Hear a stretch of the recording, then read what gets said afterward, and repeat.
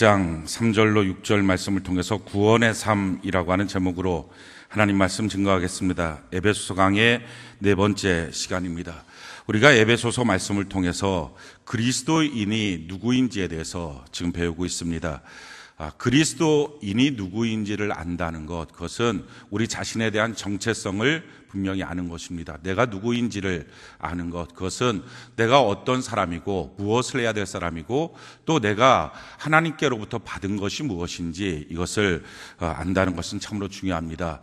우리가 그리스도인이 누구이냐라고 할 때 그리스도인들은 하나님의 성도이고 또 하나님 안에서 신실한 자다. 그리스도인은 또 은혜와 평강을 가진 특별한 사랑과 특별한 보호를 받은 사람이다. 그리스도인은 하늘의 모든 신령한 복을 받은 찬송하는 사람이다. 오늘 네 번째 시간입니다. 그리스도인들은 구원받은 사람이다 라는 것입니다. 이 구원이라고 하는 말은 원어로 소테리아라는 말인데 이것은 건져내었다 라는 뜻입니다.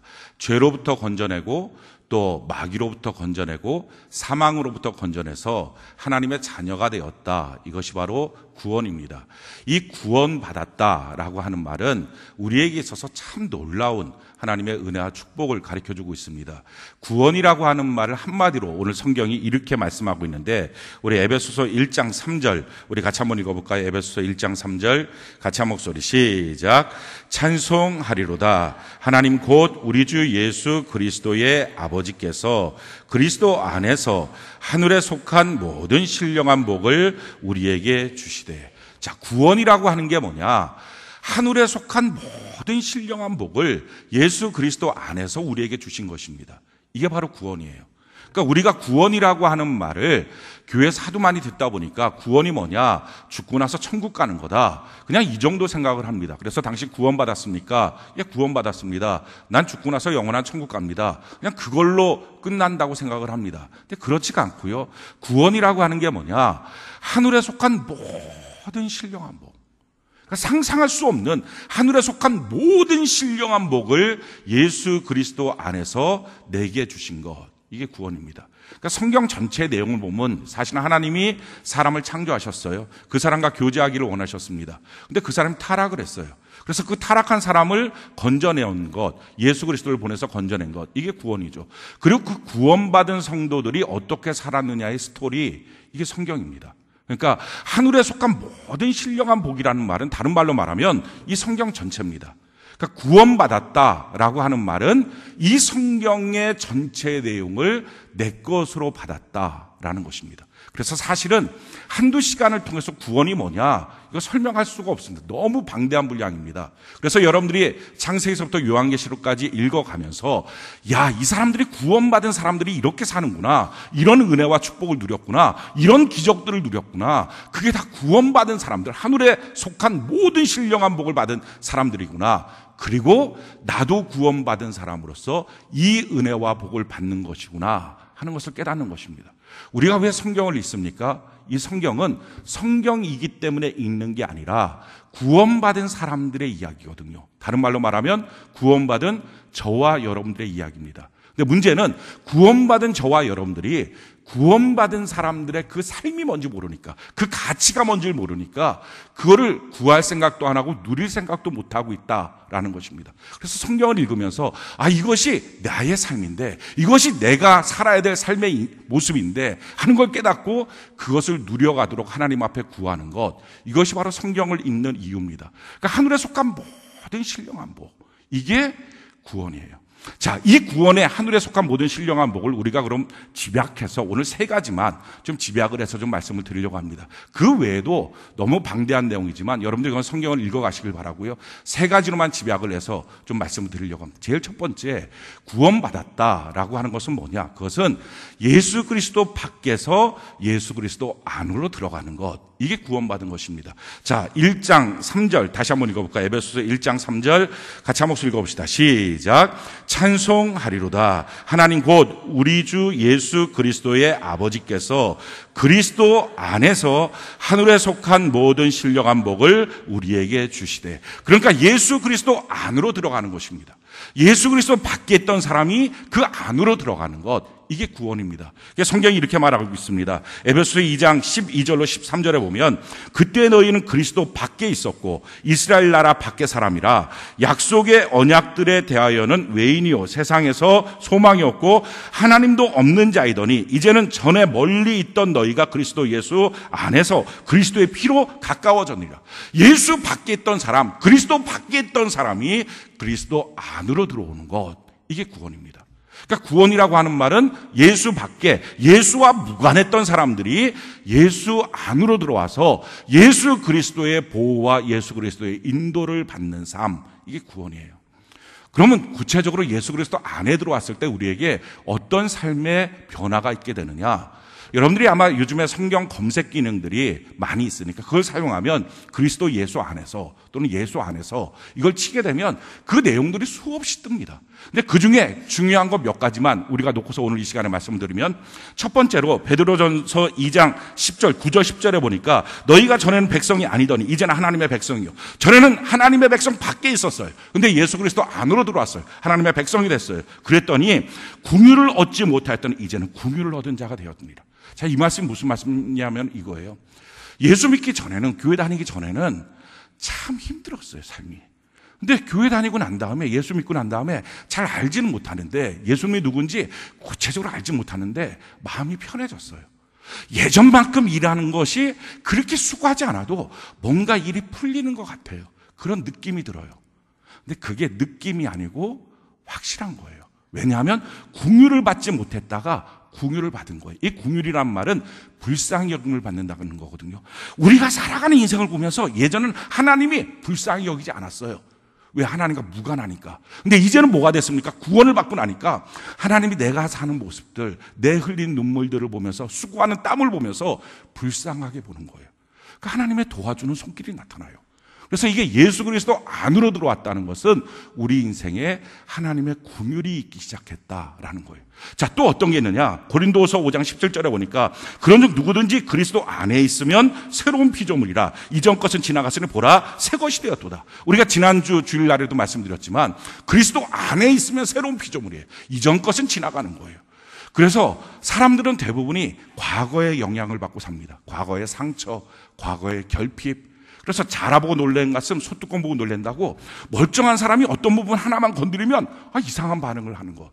왜냐하면 그게 과거의 상처 때문에 그래요. 근데 그 상처 때문에 오늘을 사는 거예요. 과거가 오늘 현재를 조종하는 거예요. 과거에 있었던 어떤 기억들이, 생각들이, 결핍들이 오늘 내가 무엇을 해야 될지를 결정하게 만드는 거예요. 그러니까 평생을 살아도 과거에 묶인 삶이에요. 근데 예수 안에 들어오면 어떤 일들이 생기느냐? 이 과거로부터 끊어져 나가요.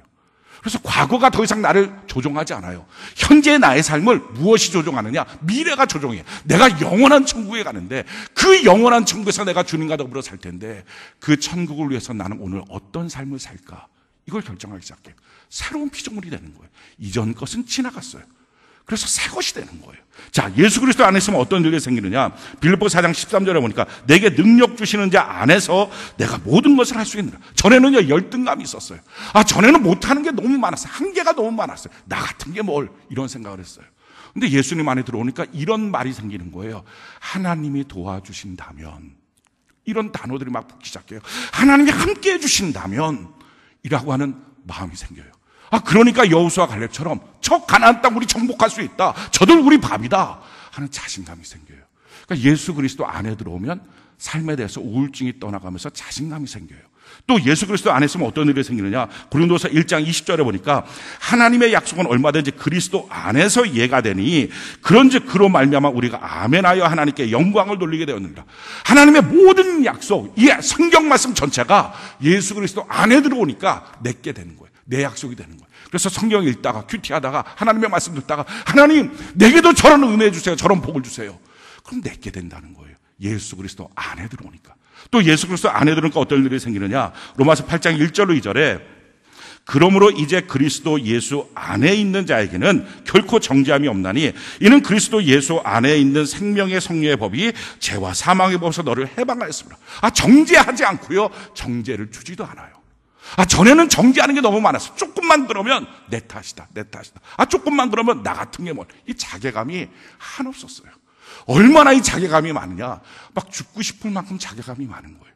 근데 예수 그리스도 안에 들어오니까 어느 땐 조금 자괴감이 느낄 때 있어요. 야, 내가 뭘 하는 생각이 들다가도 금방 아니야, 하나님 날 도와주셔. 아니야, 난 바뀌었어. 라고 자기가 자기 스스로를 정죄를 이기는 능력이 생겼어요. 전에는 남편을 그렇게 미워하고 아내를 미워하고 자녀를 미워하고 부모를 미워해요. 근데 그렇게 해서 그 미움이 끝이 없어요. 해결이 안 돼요. 근데 어느 순간부터는 미워하지 말아야지, 이 마음이 드는 거예요. 미움을 이기는 능력들이 생기기 시작했어요. 왜? 예수 그리스도 안에 오니까 이런 은혜가 있는 거예요. 그게 우리가 잘나서 그런 게 아니고요, 우리가 그것을 뭔가 노력해서 얻는 게 아니라 예수 그리스도 안에 들어왔을 때 주시는 하나님의 놀라운 선물이에요. 또 예수 그리스도 안에 있으니까 어떤 일이 생기느냐. 빌보서 4장 19절에 나의 하나님이 그리스도 예수 안에서 영광 가운데 그 풍성한 대로 너희 모든 쓸 것을 채우시리라. 하나님이 우리의 모든 물질의 문제들을 해결해 주십니다. 할렐루야.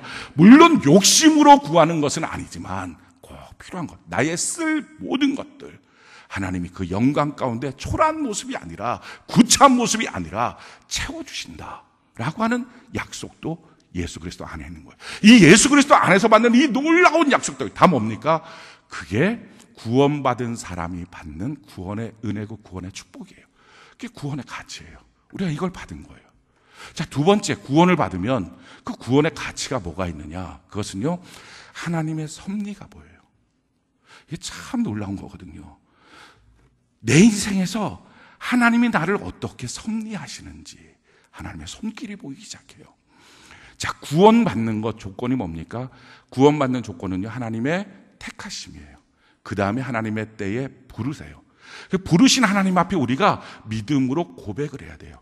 그리고 오늘 오후에 있는 침례식을 통해서 침례를 받는 거예요. 이게 구원을 받는 거예요. 그러니까 성경이 말하고 있는 구원받는다는 건 뭐냐면 맨 처음에 하나님이 택하는 거죠. 두 번째는 하나님이 하나님 때 부르시는 거예요. 전도자를 통해서, 부모를 통해서 어찌하든지 부르시는 거예요. 하나님의 교회로 부르시는 거예요. 그리고 부르시고 난 다음에 우리에게 믿음을 주세요. 믿음을 키워나가게 해요. 그리고 마침내 그 믿음을 갖고 고백을 해요. 뭐라고 고백을 하느냐? 이렇게 고백하는 거죠.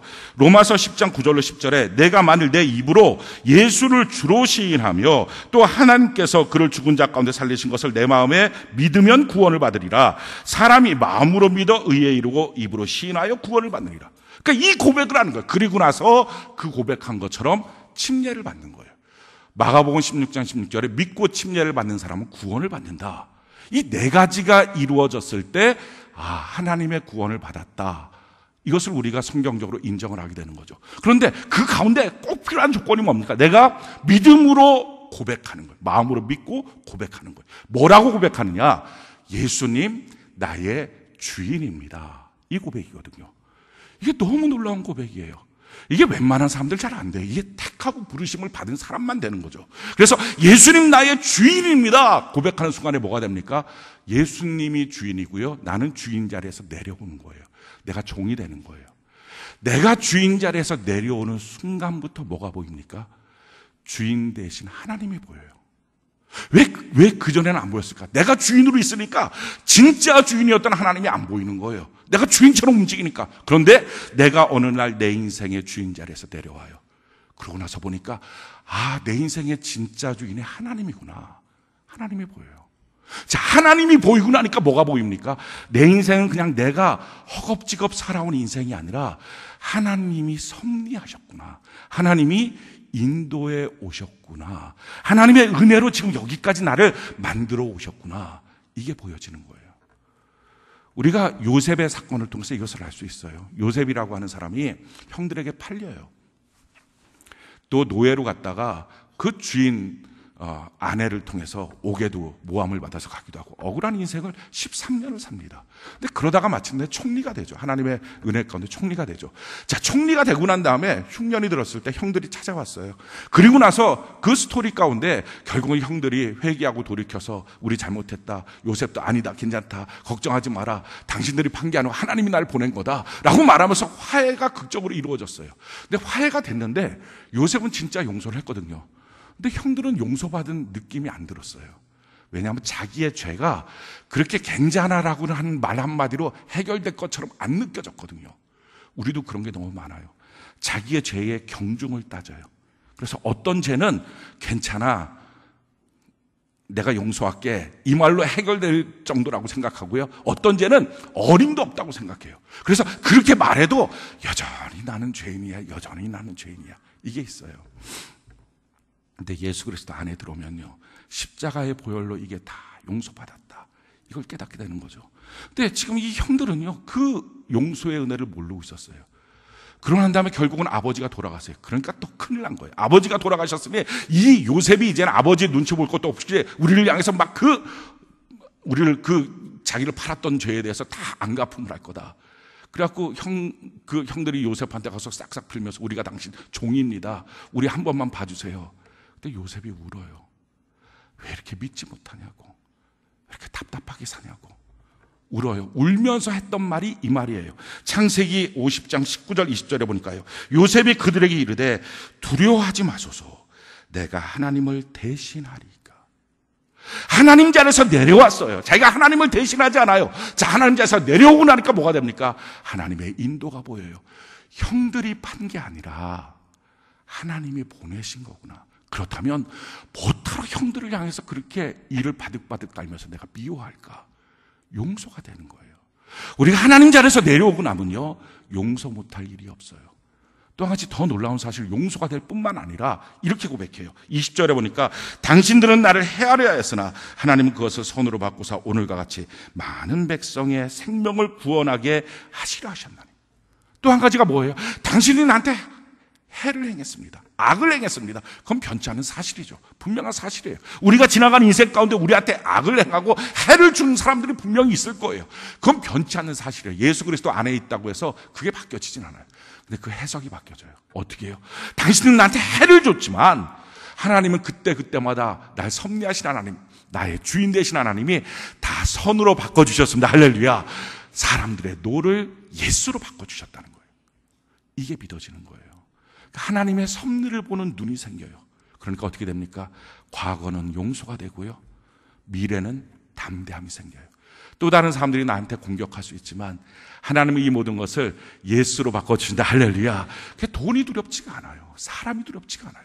그 자유함, 그 해방이 있는 거예요. 이게 죄로부터의 벗어난 능력이에요. 죄로부터 벗어나서 과거가 용서가 되고 다른 사람들을 용서하고 내 죄도 용서함을 받고 나면요, 미래를 향한 담대함이 생겨요. 하나님의 섭리를 보는 눈, 이게 구원받은 사람의 능력입니다. 이게 가치예요.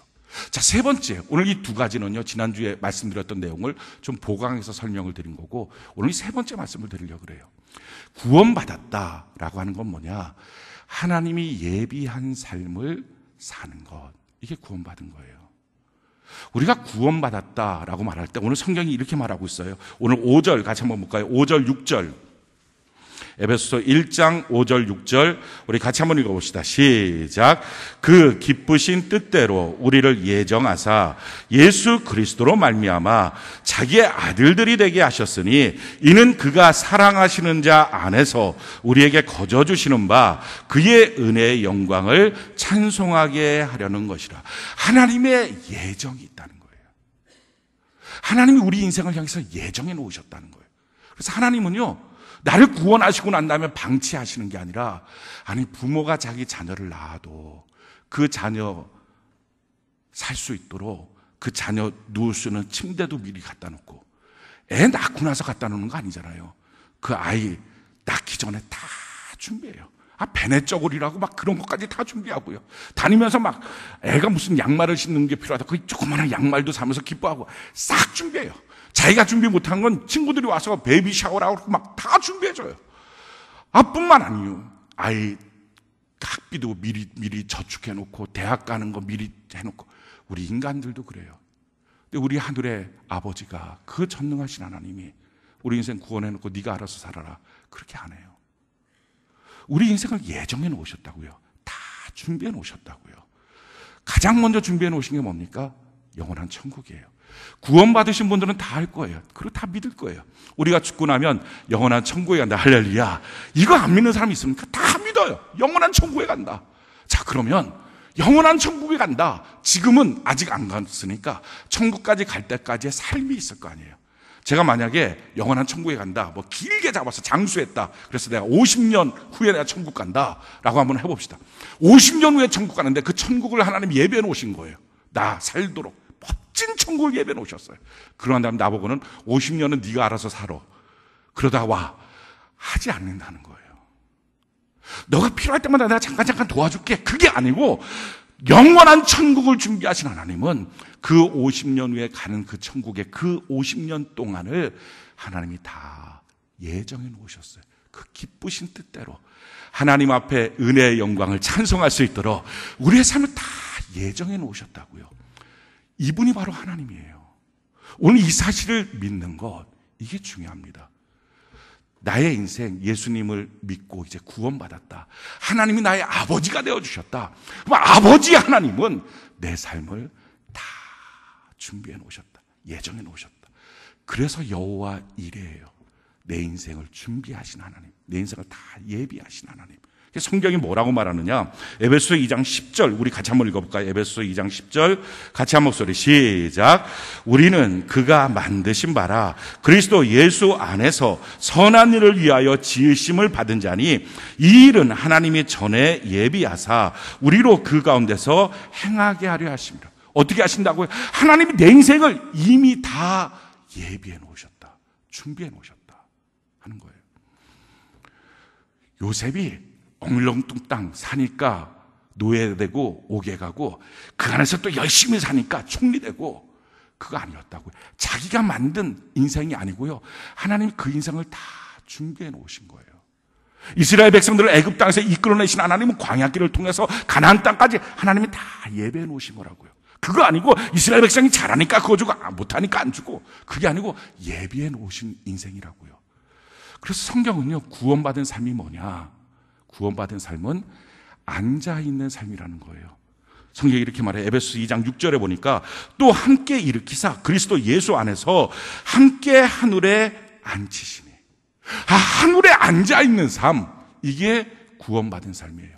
자, 이 앉아있는 삶이라고 하는 게 뭔지를 우리가 잘 이해하려면 그 앞뒤 문맥을 읽어보면 알 수 있어요. 에베소서 2장 1절부터 보면 그러나 허물과 죄로 죽었던 너희를 살리셨도다. 그때 너희는 그 가운데서 행하여 이 세상 풍조를 따르고 공중의 권세 잡은 자를 따랐으니 곧 지금 불순종의 아들들 가운데서 역사하는 영이라. 전에는 우리도 다 그 가운데서 우리 육체의 욕심을 따라 지내며 육체와 마음에 원하는 것을 하여 다니들 같이 본질상 진노의 자녀이었더니. 뭐라고 말합니까? 우리가 전에 어떻게 살았다고요? 세상 풍조에 따라서 내 마음과 내 육체가 원하는 대로 열심히 만들어가는 인생이었어요. 누가 내 인생 대신 살아주나? 내가 만들어야지. 누가 나한테 대신 그냥 가만히 놀고 있으면 돈 주나? 내가 열심히 해야지. 그래서 내가 열심히 인생을 향하여 만들어갔어요. 그걸 성공이라고 말해요. 그래서 사람들이 말하는 거도 성공해야 된다고, 성공해야 된다고. 그래야 인생 행복하다고. 그래서 인생은 막 열심히 살아간 거예요. 근데 성공이 갖게 되는 문제가 뭡니까? 내가 만드는 거잖아요. 그러니까 불안해요. 될지 안 될지가 확실하지가 않아요. 또 한 가지, 어디까지 가야 안심이 되느냐도 없어요. 전에는 요만큼 돈만 들어오면 내가 마음 편하겠다. 근데 그게 아니에요. 어느 순간 보니까 그만큼 됐는데도 여전히 쪼달리고 여전히 불안해요. 전에는 요만큼의 삶만 됐고 요만큼, 꼭 성공은요, 신기루 같아요. 근데 거기까지 가면 또 멀리 가 있고, 거기까지 가면 또 멀리 가 있고, 설사 뭔가 다른 사람보다 더 탁월하게 이루었다고 해도 불안해요. 언제 무너질지 모르니까. 직장에 들어간 사람은 퇴직당할까 봐 두렵고, 사업을 시작해서 어느 정도 된 사람은 부도날까 봐 두렵고. 아니, 이게 소상공인만의 문제가 아니고요, 재벌 그룹 총수들도 밤잠을 못 잔다는 거예요. 이 언제 그룹이 한꺼번에 무너질지 몰라서. 이게 성공에 대한, 세상살이에 대한 고통이에요. 그래서 성경이 뭐라고 말해요? 본질상 진노의 자녀라는 거예요. 진노가 뭐예요? 노여움. 사람들이 다 마음속에 노여움을 품고 살아요. 부모를 향해서 노였고요, 자기 자신을 향해서 노였고요, 세상을 향해서 노였고요. 그러니까 묻지마 살인을 하는 거예요. 아무데나 방화를 하는 거예요. 왜? 마음속에 이 분노가 그대로 있어요. 진노, 이 노여움이 그대로 있는 삶을 살아가는 거예요. 하나님은 그게 너무 불쌍한 거죠. 그래서 우리를 건져냈어요. 그래서 성경이 이렇게 말합니다. 4절부터 보니까 궁휼이 풍성하신 하나님 우리를 사랑하신 그 큰 사랑을 인하여 허물로 죽은 우리를 그리스도와 함께 살리셨고 너희는 은혜로 구원을 받은 것이라. 또 함께 일으키사 그리스도 예수 안에서 함께 하늘에 앉히시니. 그래서 건져내서 이제 앉아있는 삶으로 만들어주셨어요. 이는 그리스도 예수 안에서 우리에게 자비하심으로써 그 은혜의 지극히 풍성함을 오는 여러 세대에 나타내려 하심이라. 너희는 그 은혜에 의하여 믿음으로 말미암아 구원을 받았으니 이것은 너희에게서 난 것이 아니라 하나님의 선물이라. 그게 구원이라는 거예요. 그러니까 구원이라는 게 뭐냐? 그렇게 자기가 성공하려고 애쓰고 달려갔던 그 인생이 그게 아니라는 거예요. 하나님이 내 인생을 다 예비해 주셨다. 그걸 믿어서 이제는 안심하는 삶이 됐다는 거예요. 이게 구원이라는 거예요. 그래서 구원의 삶은 뭐냐? 하나님이 내 인생을 예비해 주셨다. 그 예비된 삶을 사는 게 구원이에요. 자, 그러면 한 가지 물어봅시다. 내년도에 내 삶이 이거야 라고 하나님이 정해놓으셨어요. 이게 예정이라 그러잖아요. 정해놓으셨어요. 그걸 내가 알아요. 그럼 지금 어떨까요? 내년도에 이렇게 사는 거야. 내가 뭐 열심히 노력해서 그걸 얻는 게 아니고 그냥 하나님이 정해놓으신 거예요. 그냥 내가 어떻게 살든 놀든지 뭐 열심히 하든지 상관없이 그냥 내년도에 그 삶, 7월 달에 너는 이 삶이야 라고 딱 하나님 예정해 놓으셨어요. 그걸 우리가 안다고 합시다. 그걸 봤어요. 그럼 어떨까요? 우리 속마음에 그게 있죠. 이제는 그럼 뭐 게으르게 살자, 나태하게 살자, 마음대로 살자. 왜요? 어차피 그 삶인데 뭘 내가 뭐 애쓰냐. 그냥 마음대로 살자. 맞아요. 구원받은 사람은요 그렇게 나태해요. 그렇게 게을러요. 그렇게 자기 인생에 대해서 그냥 멍하니 앉아 있어요. 어디에 대해서요? 자기 욕심에 대해서 나태해요. 자기 인생의 성공과 성취에 대해서 게을러요. 그래서 뭘 합니까? 그 성공과 성취는 어차피 하나님이 복으로 주시는 거니까 거기에 대해서 안달복달내고 막 힘들다 그러고 하는 게 아니라 그때부터는 돌아볼 수 있어요. 그리고 하나님 앞에 물어볼 수 있어요. 이제 어차피 그 삶은 정해놓은 거니까 내가 어떻게 살든 상관없이 정해놓은 거니까 하나님께 물어보겠죠. 그러면 하나님, 오늘 나는 뭐 하며 살아야 할까요? 이걸 물어봐요. 그래서 오늘 나보고 하라시게 하는 하나님의 명령이 들리기 시작해요. 많은 사람들이 하나님의 명령이 안 들려요. 뭐 신앙생활 하는데 왜 인생 살아가는데 뭐 이것도 하라고 저것도 하라고 왜 이렇게 하라고 하는 게 많습니까? 너무 힘들어요. 라고 생각을 해요. 왜냐하면 그 성공에 대해서 자기가 목말라 했어요. 자기가 이루어야 된다고 생각해요. 자기가 그것을 향해서 달려가고 누가 해주냐? 내가 해야지. 라는 생각이 있는 거예요. 그런데 이것도 해라 저것도 해라. 벅차다는 생각이 드는 거예요. 근데 그게 결정됐다고 하면 그럼 어차피 그게 결정됐으니까 오늘 내게 주시는 명령을 들을 수 있어요. 그리고요, 성공이 결정되니까 성공에 대해서 나태해지고 성공에 대해서 그 욕심에 대해서 내가 게을러지니까 뭘 합니까? 이제는 가정을 돌아볼 수 있어요. 이제는 자기 자녀들을 볼 수 있어요. 자녀들이 어떻게 사는지, 그들의 마음이 뭔지, 정말 이들은 하나님을 만났는지, 구원받았는지, 바쁘다는 핑계로 못 봤던 거, 그리고 나서는요 자기의 영혼을 돌아볼 수 있어요. 내가 정말 하나님을 믿고 신뢰하고 있는 사람인지. 우리가 다 알아요. 그게 진짜 가치 있는 거라고. 근데 못해요. 왜? 성공을 위해서. 누가 먹여주냐? 어차피 내가 가야 되는 건. 이 생각이 머리에 꽉 차 있으니까 그래서 못해요. 근데 생각해 보십시오. 지나간 나의 인생이 정말 나의 노력으로 이루어진 건가요? 지나간 나의 인생이 내가 애씀으로 만들어진 건가요? 어쩜 우리는 그 전에 이미 사고로, 병으로, 또 다른 사건으로 이미 중단되었을 삶일 수도 있어요. 다 고비고비 하나님이 붙들어준 하나님의 은혜로 여기까지 온 거죠. 그래서 하나님의 섭리가 보이는 거예요. 그러면서 내 인생을 향해서 하나님의 일하심이 보이는 거예요. 버스 타고 가는데 어차피 버스가 그 종착지까지 날 데려다 줄 텐데 왜 버스 안에서 뛰어가냐고요. 그냥 버스 안에서 앉아있으면 되지. 하늘에 앉아있는 삶. 앉아있으니까 뭐가 보여요? 옆 사람이 보이는 거예요. 그래서 기독교의 삶은요, 성공을 향하여 애쓰는 삶이 아니라, 왜? 하나님이 이미 그것은 복으로 주시는 거예요. 예수 그리스도 안에서 너무 풍성하게 내 삶에 주시는 거예요. 그리고 하나님이 다 예정해 놓으신 거예요. 그러니까 예정해 놓으신 거니까요, 내가 노예로 끌려가던, 내가 옥으로 가던, 내가 총리가 되던, 노예로 끌려갔다 그래서 나는 비참해, 나는 열등감 있어, 내가 옥으로 갔다고 해서 나는 낙심해, 내가 이제는 총리가 됐어, 내가 그래서 교만해, 그럴 필요가 없는 게 그냥 하나님이 다 예비해 놓으신 삶이거든요. 내가 만든 삶보다 하나님이 예비하신 삶이 못할 것 같습니까? 우리가 죽었다 깨나도 에덴 동산 못 만들어요. 그 발꿈치도 못 쫓아가요. 근데 하나님은 에덴 동산을 만들어서 주시잖아요. 그 나의 미래를 향해서 그 하나님의 기쁘신 뜻대로 그 사랑하는 자녀들에게 아들까지 죽이면서까지 건져낸 우리에게 예정해 놓으신 그 삶, 우리가 너무 기쁘고 감사하잖아요. 그 삶을 내게 주셨다라고 생각하니까 뭐예요? 이제는 내가 만들어내는 성공에 목마른 게 아니고 그것 때문에 절실한 게 아니고요, 기독교인들은 사랑에 절실해지는 거예요. 성공에 절박한 게 아니고 섬김에 절실해져요. 성공에 절실한 사람이 아니고요, 오늘 하루하루의 성실함에 절실해져요. 성실함과 성공은 달라요. 오늘 하루 내가 성공을 위해서 하면 그 안에 거짓말도 들어갈 수 있어요. 그 안에 위선도 들어가요. 다른 사람들 못 볼 때 뭔가 이렇게 감추는 것도 생겨요. 그런데 하루하루 주어진 삶을 주님 앞에서 성실하게 살아갈 수 있어요. 그게 그리스도인이에요. 그래서 인생이 다른 거예요. 사랑하는 성도 여러분, 한 집안 안에서 예수 믿고 구원받은 사람이 있고 구원받지 못한 사람이 있어요. 근데 예수 믿고 구원받은 사람이 보는 것과 구원받지 못한 사람이 보는 게 달라야 되잖아요. 예수 믿고 구원받은 사람이 믿는 것과 구원받지 못한 사람이 믿는 것이 달라야 되잖아요. 그 길이도 달라야 되고 그 내용도 달라야 되잖아요. 근데 만약에 똑같다고 합시다. 똑같이 눈앞에 보이는 것 때문에 전전긍긍하고 아주 그냥 이익 때문에 눈이 커져갖고 막 그거 가지려고 그러고 그거 못하면 애달고 막 그렇게 하고 있다면 한 집안 안에서 예수 안 믿는 사람들이 물어보지 않겠어요? 근데 너랑 나랑 똑같은데 넌 왜 예수 믿니? 넌 왜 교회 다니니?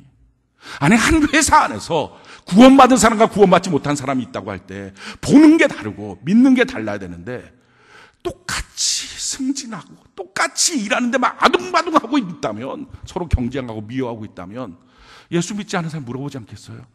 야, 너 왜 교회 다니니? 그래서 뭐라고 대답할까요?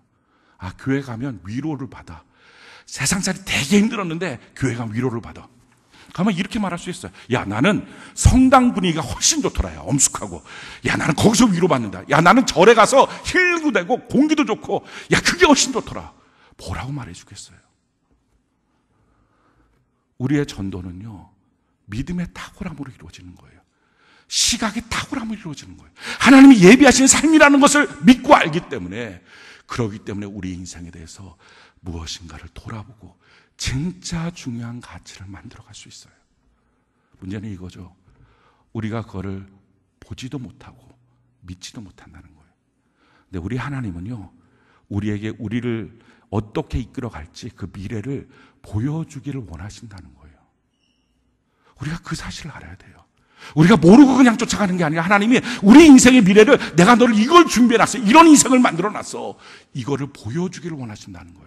근데 그걸 어떻게 보여주시느냐? 성경이 이렇게 말하고 있어요.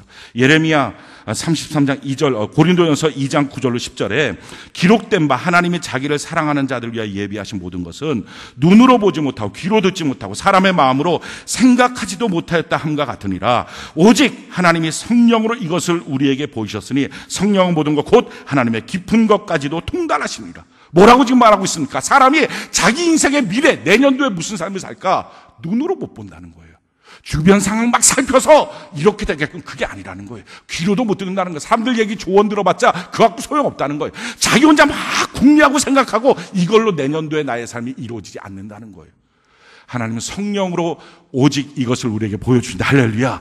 보여주시기 원하신다는 거예요. 근데 어떻게 해요? 성령으로. 그래서 구원받은 사람은요, 성령의 충만함을 반드시 받아야 돼요. 그걸 못 받으면 구원 안 받은 사람이랑 보는 시각이 똑같아요. 구원 안 받은 사람이랑 같은 걸 구해요. 그러기 때문에 세상살이 살면서 믿는 사람이 더하다 하는 말도 듣는 거예요. 이 성령 하나님 어떻게 해서 우리가 통해서 볼 수 있어요? 예레미야 33장 2절로 3절에 이를 행하시는 여호와, 그것을 만들며 성취하시는 여호와, 그의 이름을 여호와라 하는 이가 이와 같이 이르시도다. 너는 내게 부르짖으라. 내가 내게 응답하겠고 내가 알지 못하는 크고 은밀한 일을 내게 보이리라.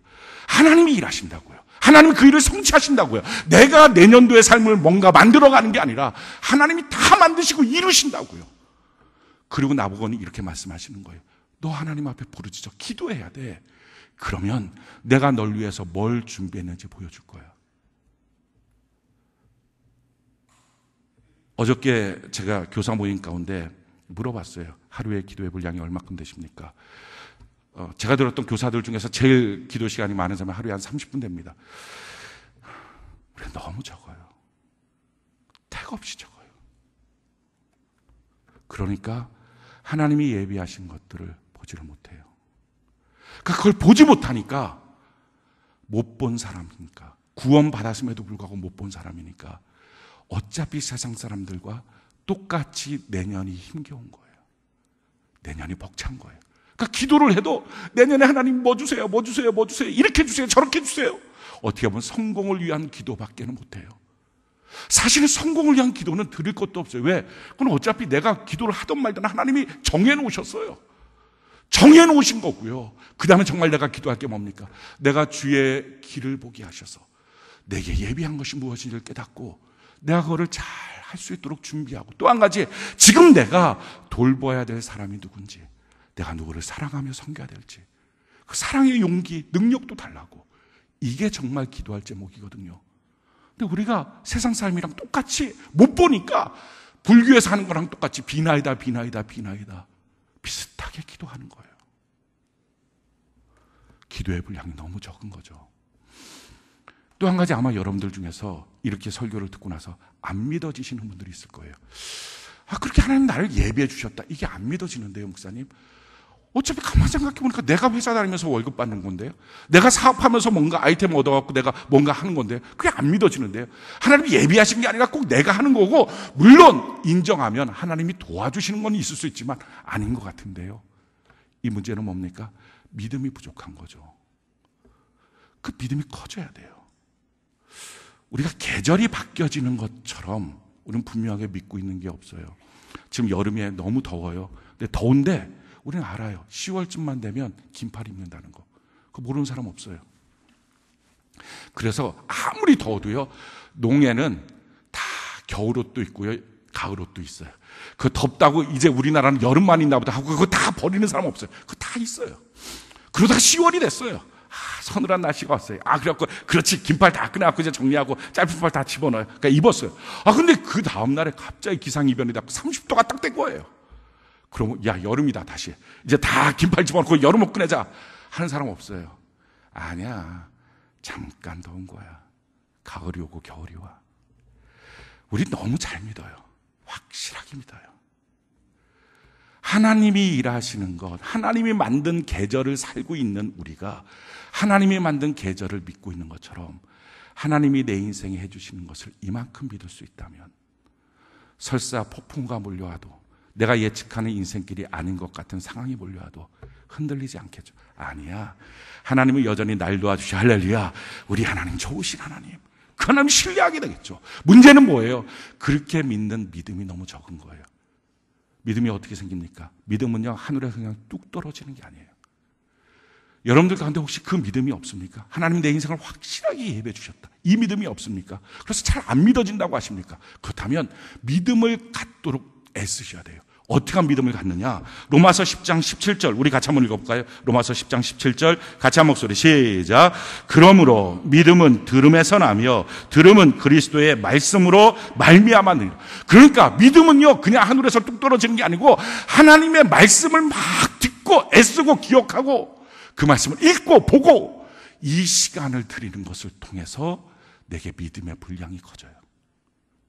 그래서 나는 믿음이 없어요라고 하는 사람들은요, 내가 얼마큼 성경을 읽고 있는지, 내가 얼마나 예배 시간에 경청하고 있는지, 그리고 그 경청한 말씀을 한 주간 기억하려고 애쓰고 있는지, 우리가 그 애쓰는 것 때문에 말씀 다시 듣게 합시다. 간증문 씁시다. 간증문을 쓰느냐 안 쓰느냐보다 더 중요한 것은 그만큼 내가 말씀에 대해서 막 애쓰고 있느냐. 왜요? 그래야 믿음이 생겨요. 어느 정도의 믿음? 계절이 바뀌어지는 것을 확신할 수 있는 믿음. 아니, 그 정도 믿음은 있어야 시험과 환난이 와도 견고하게 서 있어서 요동치지 않잖아요. 그리고 그 믿음을 내 자녀에게 전수해 줄 수 있잖아요. 사랑하는 성도 여러분, 이게 구원이에요. 이 구원의 삶이에요.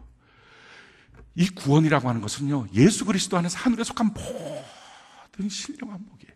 이 어마어마한 복을 하나님이 우리에게 은혜로 주신 거예요. 우리를 택하시고 어느 날 하나님이 우리를 불러주시고 그 수많은 전도자들을 통해서 불러주시고, 그리고 우리로 하여금 믿음을 주셔서 어느 날 고백하는 거예요. 예수님 나의 주인이십니다. 그러고 나서 믿음으로 교회 안에서 내가 뿌리를 내리고 있으면서 침례를 받는 거죠. 그걸 통해서 하나님이 우리에게 구원을 주시는 거죠. 그 구원을 받은 우리가 이 구원의 가치를 알아야 돼요. 사랑하는 성도 여러분, 혹시 여러분들 가운데 아직도 구원을 받지 못했으면 반드시 살면서 구원 받으셔야 합니다. 이것은 선택사항이 아니고요, 반드시 받으셔야 돼요. 또 한 가지, 구원을 받았다면 그냥 구원 받았다 끝이 아니고요, 구원의 가치를 아셔야 돼요. 그리고 구원의 가치를 알았다면 거기서 구원에 대해서 내가 배웠어요, 거기서 끝나면 안 되고요, 말씀과 기도를 더 풍성히 해서 그 구원의 삶을 누리셔야 돼요. 할렐루야. 그래야 우리가 차원 다른 인생을 살 수 있어요. 하나님이 예비하신 그 놀라운 축복의 삶을 살 수 있어요. 그래서 우리가 아마 여러분들 셀 밴드의 공지가 떴을 텐데, 내일부터 2주간 동안 특별 새벽 기도 집회를 합니다. 그래서 우리가 좀 기도의 분량을 더 좀 늘리기 위해서 특별 새벽 기도 집회를 하거든요. 그래서 4시 45분까지 오셔서 찬양하고 5시에 말씀 시작하고 기도하고, 그러고 난 다음에 우리가 하루를 좀 시작할 수 있도록 그렇게 하면 좋겠어요. 기도의 분량을 늘리고 말씀의 분량을 늘리기 위해서 하는 거예요. 이걸로 퉁치려고 하시면 안 돼요. 그래서 낮에 기도했던 거 그냥 그걸로 퉁치자, 성경 봤던 거 말씀 어차피 들으니까 큐티 안 하고 퉁치자, 이렇게 하지 말고 그걸 하는 거예요. 2주간 동안 우리가 특별 새벽 기도 집회를 할 것입니다. 그래서 1층 다목적굴에서 하고요, 제가 직접 예배를 집례하게 될 것입니다. 그래서 나오세요. 나와서 우리가 성령의 충만함을 받아서, 우리 교회 있는 성도 전체가, 저는요 이런 꿈이 있어요. 먼저는 믿음이 있었으면 좋겠어요. 정말 하나님이 내 인생을 예비하신다, 하나님 내 인생을 다 예정해 놓으셨다, 나만 모르지 하나님은 아신다, 나만 몰라서 답답하고 나만 몰라서 전전긍긍이지 하나님이 예비해 놓으셨다, 내 자녀의 인생도 하나님이 예비해 놓으셨다, 나만 모르니까 내 자녀가 닥달하지 하나님이 예정해 놓으셨다. 이거를 우리 마음속에 믿는 게 중요해요. 말씀 집중하고 듣고 믿고요, 그 다음에 하나님께 기도하는 거예요. 이걸 믿기만 하는 걸로 끝나면 안 되고요, 하나님 그러니까 내게 보여주세요. 주님이 예비하신 것을 성령을 통해서 내게 보여주세요. 그래서 너무 확신 가운데 이제는 내가 성공을 위해서 달려가는 인생이 아니라 내가 사랑을 위해서, 섬김을 위해서, 하루하루 주님의 성실함을, 하루하루 주의 말씀을 순종하기 위해서 살아가다가 주님 주시는 그 성공의 삶, 주님 주신 그 축복의 삶을 누리면서 주변 사람들을 전도하면서 살아가는 내가 될 수 있도록 하나님 도와주세요. 이렇게 우리 기도하는 거예요. 그래서 열흘 동안 집중해서 기도도 하고, 또 갑자기 또 말씀드려서 아마 여러분들 시간 스케줄 내기가 힘드실 수 있는데, 가능하면 오셔서 같이 기도하고, 그리고 또 말씀 보고, 또 낮에도 와서 또 시간 나는 대로 또 기도하고, 그래서 더 깊은 기도의 세계로, 성령 충만하기 전에 오순절 마가의 다락방에서 성령 충만하기 전에 열흘 동안 그들이 기도에 전무하고 말씀 보고 기도하고 그 일들을 하거든요. 그리고 오순절 마가의 다락방에 성령이 충만하게 임하거든요. 그리고 하나님 주신 꿈과 비전들을 보기 시작하거든요. 저는 우리 교회 안에서도 그런 은혜의 역사들이 시작했으면 좋겠어요. 그래서 우리 같이 기도하고 주님 앞에 나가고, 혹시 여러분들 가운데 아직도 구원받지 못했으면 하나님 내게 구원을 주세요. 내가 이 땅을 살아가면서 사장이 된들 무슨 소용이 있고, 내가 교수가 된들 무슨 소용이 있고, 더 많은 지식, 더 많은 부여를 얻는들 무슨 소용이 있습니까? 하나님 밖에 있는 인생이라면 하나님 무가치합니다. 내게 구원을 주세요. 구원을 받았으면 구원의 가치를 알아가십시오. 구원의 가치를 알 수 있도록, 이 성경이 구원의 이야기거든요. 구원받은 사람들의 삶이거든요. 성경 반드시 읽으셔야 됩니다. 그리고 하나님 앞에 믿음으로 고백하고 구원받고 침례받고, 그러고 난 다음에는 내 삶에 말씀과 기도를 더 깊이 들어가서 그 구원의 풍성한 은혜와 축복과 능력을 다 누리는 저와 여러분들 되는 은혜가 있기를 예수님 이름으로 축원합니다.